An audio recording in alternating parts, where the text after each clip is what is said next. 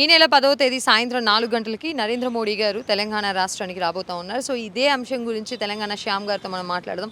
Sir చెప్పండి, మొత్తం BJP నాయకులందరూ కూడా ఎక్కడికక్కడ ఫ్లెక్సీలు, బారికేడ్లు ఇవన్నీ కట్టేసి కూడా మోడీ గారిని ఆహ్వానిస్తూ ఉన్నారు తెలంగాణ రాష్ట్రానికి. సో దీని మీద మీ స్పందన ఏంటి? నేను కూడా చూశాను వస్తుంటే, మోడీ కోసం దేశం కోసం మోడీ, మోడీ కోసం మనం అనేటువంటి టైటిల్ పెట్టారు. తప్పు. రామచంద్రరావు గారు, నరేంద్ర మోడీ గారు ఒక రాజకీయ నాయకుడిగా వస్తే మంచిదే, కాదనంటలే. కానీ ఆయన రాజకీయాలు చేయడం కోసం వస్తున్నాడు. రాజకీయ నాయకుడిగా ప్రధానమంత్రిగా వస్తే నేనే వెల్కమ్ చెప్తా. కానీ దేనికి వస్తున్నాడు? ఇప్పటికీ 30-40 సార్లు వచ్చిపోయింది. ఉత్తగా టూరిస్టులు వస్తారు చూసినా, గైడ్లు ఆ రకంగా యూట్యూబర్ వచ్చిపోయినట్టు పోయాడు తప్ప ఈ తెలంగాణకు చేసినటువంటి పావుల పైసా పని లేదు. ఏమని పెట్టుకున్నారు వాళ్ళు? దేశం కోసం మోడీ, మోడీ కోసం మనం అంటారు. తప్పు. మోడీ కోసం అంబానీ, అంబానీ కోసం ఆదాని కోసం మోడీ అని పెట్టుకోవాలి. అలా పెట్టుకుంటే మీ దగ్గర ఉన్నటువంటి పెట్టుబడిదారులు, పెద్ద పెద్ద గుజరాత్ మార్వాడికి సంబంధించిన వ్యాపారస్తులు అందరూ వస్తారు. దేనికి వస్తున్నారు చెప్పండి? మోడీ గారు 12 ఏళ్ళు తెలంగాణ ఏర్పడ్డప్పుడు, తెలంగాణలో మొట్టమొదటిగా టీఆర్ఎస్ పార్టీ ఏర్పడ్డప్పుడే బీజేపీ పార్టీ అధికారంలోకి వచ్చింది. వీళ్ళు రాగానే ఏం చెప్పారు? నల్లధనాన్ని తీసుకొచ్చి తెల్లగా మార్చి ధన్ ధన్ ఖాతా కోలో మిత్రో జన్ ధన్ ఖాతా కోలో మిత్రో ధన్ ధన్ 15 लाख పైసా దాల్తా అన్నాడు. ఎక్కడ దాలిండు? నైదాల. 2 కోట్ల ఉద్యోగాలు ఇస్తాడు సంవత్సరానికి. ఎక్కడిచ్చిండు? ఇయ్యలేదు. మహిళలకు భద్రత కల్పిస్తాడు. హత్రాస్లో మనీషా వాల్మీకిని పట్టపగటిలి నరికి ముక్కలు చంపేశారు ఆడపిల్లని. లేదు. రైతులను రాజులు చేస్తాడు. పంజాబ్ రైతులకు వ్యతిరేకంగా నల్ల చట్టాలు తీసుకొస్తే వాళ్ళకు పోరాటం చేస్తుంటే వాళ్ళకి మేకులు కూర్చాడు. తెలంగాణ సరే ఓకే, నువ్వు ఆ పాలన అయితే నీకు చేత కాదు. ఒక్కటి మాత్రం చేశాడు. ఇది రామ మందిరం విషయంలో అదొకటి 371 ఆర్టికల్, అది 2 చేశాడు తప్ప 12 ఏళ్ల నుంచి ఆయన దేశ ప్రజలకే కానీ ముఖ్యంగా తెలంగాణకు చేసిన పావుల పైసా పని లేదు. ఎందుకనంటే నాకు చాలా బాధ అనిపిస్తుంది. కాజిపేట కోచ్ ఫ్యాక్టరీ మా ఊరే బయ్యారము, మా ఉక్కు ఫ్యాక్టరీ అంటే డిపిఆర్ ఇవ్వమంటాడు. వీళ్ళకి సంబంధించినటువంటి కిషన్ రెడ్డి డిపిఆర్ ఇస్తేనేమో నాణ్యత లేదంటాడు.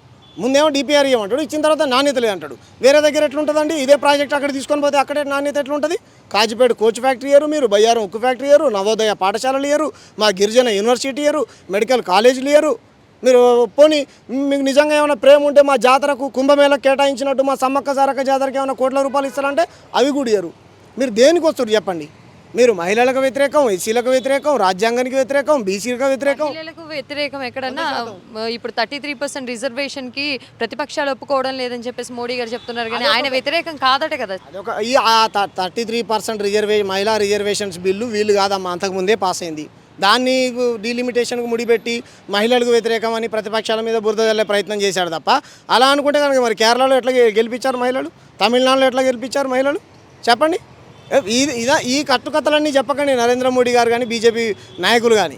మీరు గుండల్లాగా వ్యవహరిస్తూ ఉన్నారు. మీరు అంటే సౌత్ స్టేట్స్ మీద చిన్న చూపు అంతే. ఇప్పుడు ఆయనే అన్నాడు కదా, బిడ్డను చంపి తల్లిని బతికిచ్చారు, తల్లిని చంపి బిడ్డను బతికిచ్చారు, తలుపులు మూసిచ్చారు, ఏసిచ్చారు అని అవమానించారు. తప్పు కదమ్మా. అలా విద్యార్థులు వందలాది మంది, వేలాది మంది చచ్చిపోతూ కూడా అమ్మ కావాలి, నాన్న కావాలి అనలే, జై తెలంగాణ అన్నారు. నీలాంటి వాళ్ళ కోసం, నాలాంటి వాళ్ళ కోసం ఉద్యోగాలు, మా నీళ్లు, మా నిధులు, మా నియామకాలు మాకు కావాలని సీమాంధ్రుల పాలకుల పెత్తనం పోవాలనుకున్నారు తప్ప ఏ ప్రజలకు వ్యతిరేకంగా ఎవరి ప్రాణం తీసామో మేము కొట్లాడలే. మా అన్నలు కూడా మాకు అది నేర్పలే.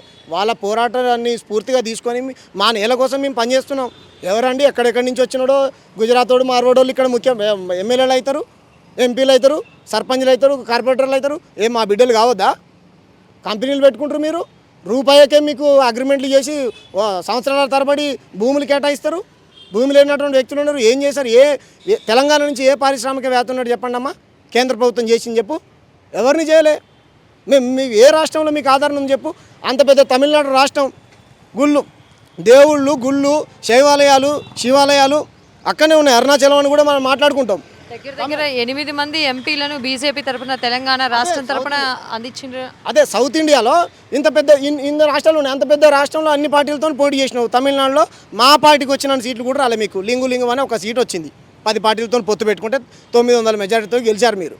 మీకు సౌత్లో మీకు ఆదరణ లేదు. మీరు సౌత్ ద్రోహులు. మీరు సౌత్ ద్రోహులు, వీళ్ళు తెలంగాణ ద్రోహులు. మీరు చెప్పినటువంటి ఇంతమంది కిషన్ రెడ్డి కావచ్చు, బండి సంజయ్ కావచ్చు, డీకే అరుణ కావచ్చు, అదేవిధంగా ధర్మపురి అరవింద్ కావచ్చు, ఈటాల రాజేంద్రన్న కావచ్చు, ఆయన పేరు ఏం పేరు లక్ష్మణ్ గారు కావచ్చు, వీళ్ళంతా తెలంగాణ ద్రోహులు. వీళ్ళు పాకిస్తాన్తో వాడు సూర్య తేజ అనేటువంటి కర్ణాటక ఎంపీ పాకిస్తాన్తో పోలుస్తాడని తెలంగాణ ఆంధ్రని అంట. పాకిస్తాను భారత్ని ఏ విధంగా బ్రిటిష్ వాడు విభజించాడో అలా విభజించాడు. అలా పోల్చొచ్చమ్మా? పోల్చొచ్చా వీళ్ళని? ఏ కర్రలు తీసుకొని కొట్టాలి, ఏ చెప్పులు తీసుకొని కొట్టాలి చెప్పండి. మీరు ఎందుకంటే మా బిడ్డలు ప్రాణత్యాగం చేశారు. మీరు రాష్ట్రానికి వచ్చే ముందు ఫ్లైట్ దిగగానే మా అసెంబ్లీ ఉంటుంది ఇక్కడనే, తెలంగాణ అసెంబ్లీ ఏదైతే ఉందో దాని ఎదురుగా మా అమరవీరుల స్తూపం ఉంటుంది. స్తూపం దగ్గరికి వెళ్ళి నరేంద్ర మోడీ గారు మీరు ఏదైతే మీ ఎంపీలతో మా తెలంగాణను అవమానించారో అందుకు బాధ్యతగా మీరు అక్కడికి పోయి ముక్కు నేలకు రాసి క్షమాపణ చెప్పి తప్పైందని చెంపలు కొట్టుకొని ఆ వీడియో రిలీజ్ చేయండి. అప్పుడు తెలంగాణ ప్రజలు క్షమించినట్టయితే నువ్వు పరేడ్ గ్రౌండ్కు 4 గంటలకు మీటింగ్ పెట్టుకో, ఆ నుంచి ఉరుక్కుంటా పోయి హన్మకొండలు కూడా మీటింగ్ పెట్టుకో, నువ్వు ఏమైనా చేసుకో. అంతే తప్ప మేము తెలంగాణను అవమానిస్తాం, తెలంగాణకి ఏం చేయకుండా ఉత్తగానే టూరిస్ట్ లాగా వచ్చిపోతాం అంటే మేము ట్యాక్స్ పేయర్స్, మేము పన్నులు కడుతున్నాం. మీకు మా జీతంతో మా ట్యాక్స్తో మీరు జీతం తీసుకుంటారు. మీకు భద్రత ఉన్నటువంటి పోలీస్ సిబ్బంది, మీరు పెట్రోలు డీజిలు అన్నీ మేము మా అయ్యలు మా అవ్వలు తెలంగాణ ప్రజలు పన్నులు కడతా ఉన్నాం. మేము చాలా పెద్ద ఎత్తున సభ నిర్వహించబోతా ఉన్నారు. ఎవరు రారు, ఒక్కరు కూడా రారు. ఎంత పెద్ద సభ, వాళ్ళ కార్యకర్తలు వాళ్ళ ఎంపీలు కూడా పోరు సగం మంది నాకు తెలిసి. వాళ్ళకే పడట్లే. బండి సంజయ్, ఈటాల రాజేంద్ర అన్న వాళ్ళు 8 మంది 8 గుంపులుగా విడిపోయి కొట్టుకుంటారు. వాళ్ళని ఎవరు పట్టించుకోరు. నేనేమంటానంటే కాంగ్రెస్ బీఆర్ఎస్ వాళ్ళు అయితే వాళ్ళ గురించి మాట్లాడట్లేరు. మేమే ఆల్టర్నేటివ్. ఎందుకంటే మీరు మా సిద్ధాంతపరమైనటువంటి ద్రోహులు. బీజేపీ అనేటువంటిది రాజ్యాంగ వ్యతిరేక శక్తి, అంబేద్కర్ వ్యతిరేక శక్తి, పూలే వ్యతిరేక శక్తి, పెరియార్ వ్యతిరేక శక్తి, తెలంగాణ వ్యతిరేక శక్తి. కాబట్టి మేము మిమ్మల్ని రానియం, మేము సరిపోతాం మీకు. ఆ పెద్ద పార్టీలు ఏవైతే అని చెప్పుకుంటారో కాంగ్రెస్ బీఆర్ఎస్ వాళ్ళు వీళ్ళ గురించి మాట్లాడరు. మా అలాంటి వాళ్ళే మాట్లాడతాం. ఎందుకంటే మాకు సమాధానం చెప్పలేరు వాళ్ళు. వాళ్ళని గెలుకుతూ ఉంటారు. దేవుడి పేరు మీద దయ్యం పేరు మీద రాజకీయం చేయాలి. కాబట్టి ముందు మేము అడిగిన దానికి సమాధానం చెప్పండి. కాదమ్మా దేవునితో ఏం పని అమ్మా నాకు అర్థం కాదు. ఇన్నిసార్లు వచ్చాడు, ఆ రామగుండం ఫ్యాక్టరీ ఏదో ఓపెన్ చేసిపోయింది అంతే, పాతది. ఏం చేసిండు చెప్పు? కొత్త ప్రాజెక్ట్కి ఏమైనా డబ్బులు ఇచ్చిండా? ఓపెన్ చేసిండా? ఏం చేయలే. 2 కోట్ల ఉద్యోగాలు అని చెప్పాడమ్మా, చేయలే.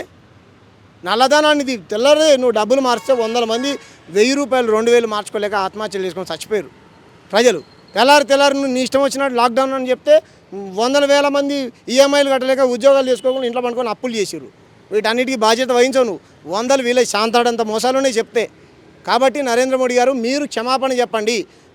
మీ ఎంపీ ఎవరైతే మా తెలంగాణని పాకిస్తాన్తో పోల్చి అవమానించాడో అందుకు బాధ్యతగా మీరు క్షమాపణ చెప్పిన తర్వాతనే మీరు అడుగు పెట్టండి. లేకపోతే ఈ సందర్భంగా తెలంగాణ ప్రజలకు నేను ఏం చెప్పదలిచానంటే మీ ఇంటి పైన మీద నల్ల బెలూన్స్ ఎగిరేసి గో బ్యాక్ నరేంద్ర మోడీ అని మీరు నిరసన తెలియజేయండి. నల్ల బెలూన్స్తో. అదే మనం నరేంద్ర మోడీ గారికి చెప్పేటువంటి ఆహ్వానం అయినా గో బ్యాక్ అయినా. Thank you.